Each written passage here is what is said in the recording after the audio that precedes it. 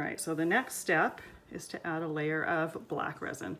So I have the resin already mixed up. I mixed it exactly the same way as the first coat of resin.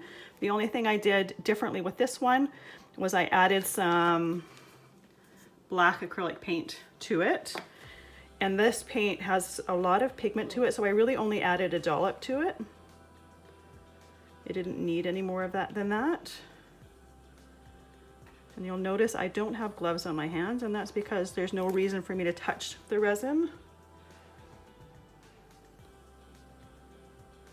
If there was any chance that I was going to be touching it, I would have gloves.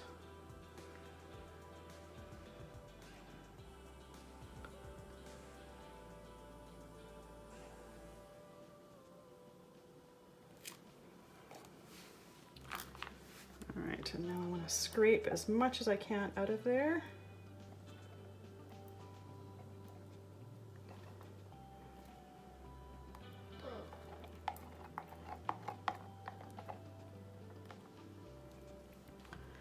And then I'm going to spread this around. I want to make sure that it gets to the edges.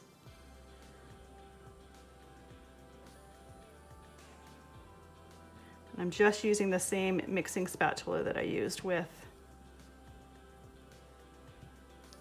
mixing it.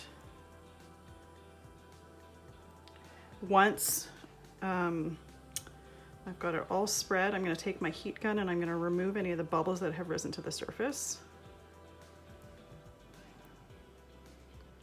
Now this one especially, some of the resin has gone outside of the mold for that first layer.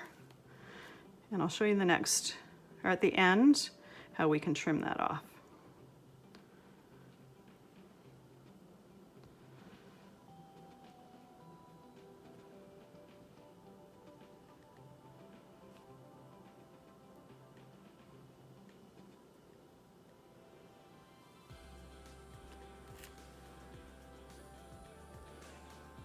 All right, I think I might need to make just a touch more resin.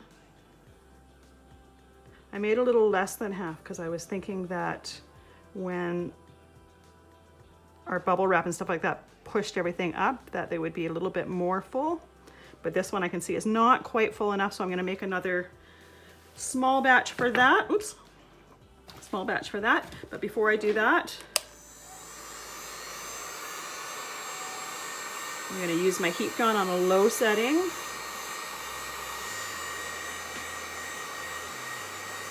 And remove any of the bubbles that come to the surface. And I'm going to be doing that for probably about the first half an hour or so. Any bubbles that rise to the top, I'll be popping them. And you'll notice when you're using the heat gun that the heat from the heat gun also heats your resin up, thins it out, so you end up getting more bubbles rising to the surface through that as well. So when I mix my next little tiny batch to add some more to this, I'm going to add a touch more to that and that because I can see points from where the bubble wrap and the saran wrap poked the resin up a little bit higher. So I'm just going to fill it just a touch more to try to cover those. So we'll see you in the next video when we are going to be demolding. All right, just popping in after adding that extra little bit of resin. There's a little, a few little pokes up from inside from the first layer, but I'm going to leave them, and the reason is if I fill this up too much, it's going to start pouring over the side, which doesn't help anything. So the way to solve this, once everything is completely done and once we've trimmed it or wherever, we can add another layer that goes just to the sides on the cured coasters. So for right now, some of those are going to have to stay, otherwise we're going to create new problems for ourselves.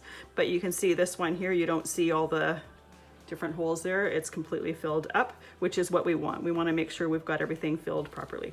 And you'll notice some of the excess micas float to the surface. That just happens, and I kind of like what happens to it when it does that.